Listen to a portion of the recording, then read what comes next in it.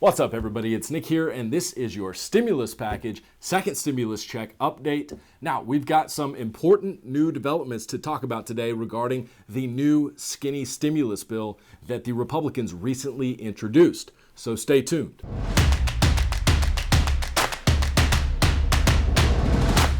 If you're new to this channel, welcome. My name is Nick. I'm a lawyer, and on this channel I make videos about the stimulus package negotiations and the stimulus check.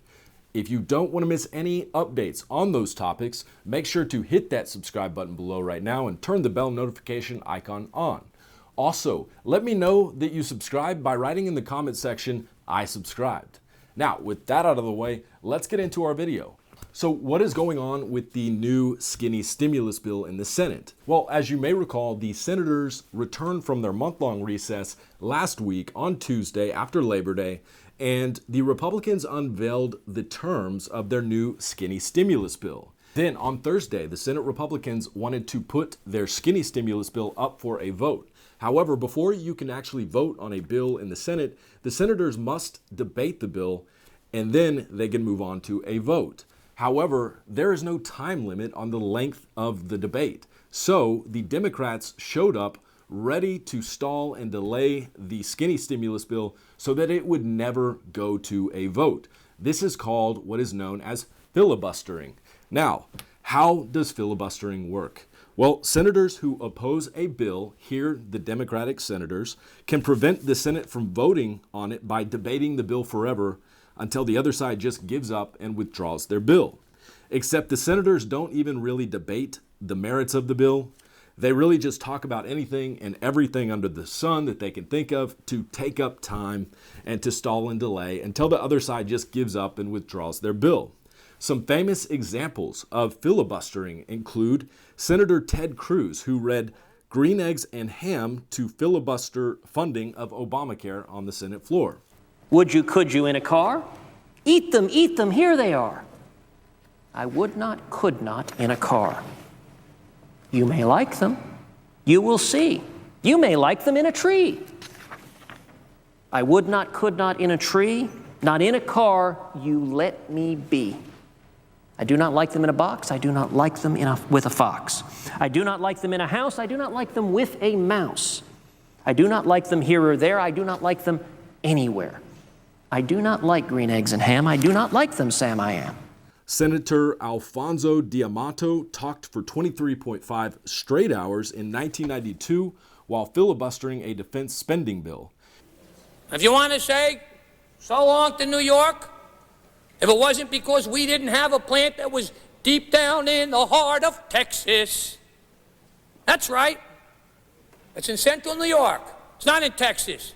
But those jobs are every bit as important, and those people are entitled to every bit as the protection as anyone from any other place in this country. And I do not intend to yield.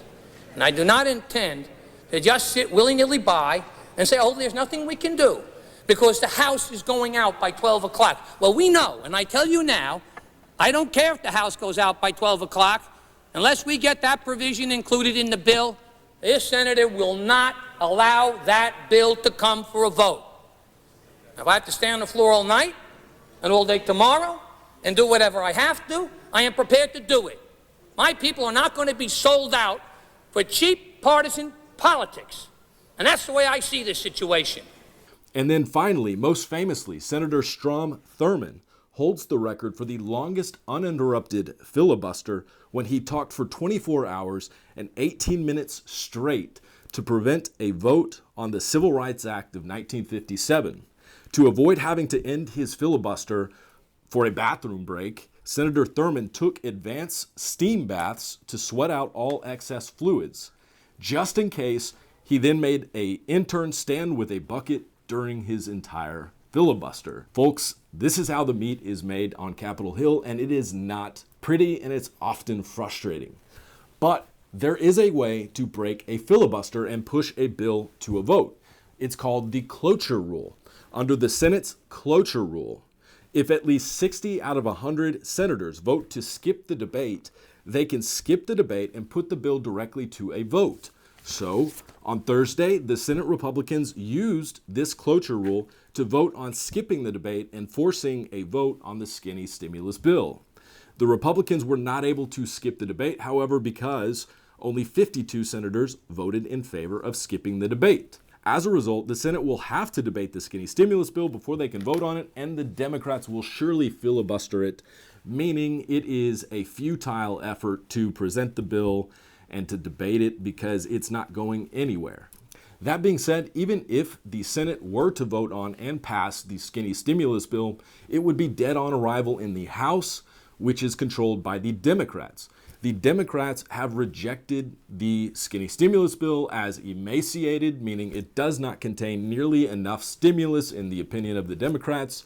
So you might be wondering, where does that leave us in terms of the next stimulus package and a second round of stimulus checks? Well, unfortunately, it seems that Congress is at an impasse, and I seriously doubt that we will see Congress pass another stimulus package, especially one that includes a second round of stimulus checks, before the election in November. But there is still a glimmer of hope that we will see a second stimulus check go out to Americans before the election. Over the coming weeks, all eyes will be on President Trump as we wait to see whether he will send a second round of stimulus checks by executive order using the $300 billion in the account that he mentioned during a recent press conference. So if you want to learn more about President Trump's stimulus orders, including his recent press conference where he threatens to release the $300 billion in funds to the American people without going through Congress, check out my video on that topic by clicking the card in the top right of the screen. Now, let's turn to coronavirus news. On Saturday, the New York Times reported that the total worldwide cases of coronavirus had reached 28.6 million people. The total U.S. cases hit 6.47 million. Total worldwide deaths reached 917,000. Total deaths in the U.S. hit 193,000. On Saturday, North Dakota and West Virginia hit single-day records for new coronavirus cases. Now, interestingly, there was a CDC study published on Friday finding that kids infected with COVID at daycares and schools are bringing the virus home and spreading it to their families. In a new study, researchers from Utah and the CDC focused on 3 outbreaks in the Salt Lake City childcare facilities. At 2 of those facilities, investigators were able to establish that an infected adult worker unknowingly introduced the virus. The study concluded that 12 of those children caught the coronavirus at the childcare facilities and spread it to at least 12 of the 46 parents or siblings that they came into contact with at home. 3 of the infected children had no symptoms, and 1 of them spread it to a parent who was later hospitalized because of COVID-19. That kind of rate of spread, which is about 25%, is on par with studies of spread in households that have included both children and adults.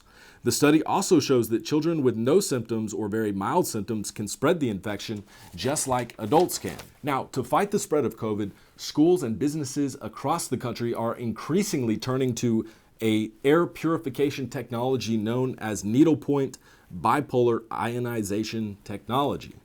These air purifiers emit ions that travel through the air and rid the air of viruses, bacteria, germs, allergens, mold, odors, and other contaminants. Hospitals have been using this technology for years to rid the air of viruses. In an article recently published by Business Insider, clinical professor of microbiology and pathology at the NYU School of Medicine, Philip Tierno, explained that these air purifiers emit ions that, quote, produce a chemical reaction on the cell membrane surface that inactivates the coronavirus and can reduce 99.9% of microbes in a matter of minutes. Professor Tierno recommended that homeowners use this technology in their house or apartment, explaining, quote, the possibility of aerosolized spread of COVID-19 and the ability of particles to hang in the air for extended periods of time would make the consideration of an active air cleaning strategy even more prudent. So if you're interested in buying one of these air purification systems that use the special ion technology to kill viruses, bacteria, allergens, etc. from the air, my recommendation would be going with the Air Oasis 1000 G3 Purifier. You can find it on Amazon. I'll include a link to it in the description below. Now, that's all I have for you today. If you like this video, make sure to give it a like. Don't forget to subscribe and then write in the comment section, I subscribed. And as always, thank you for watching.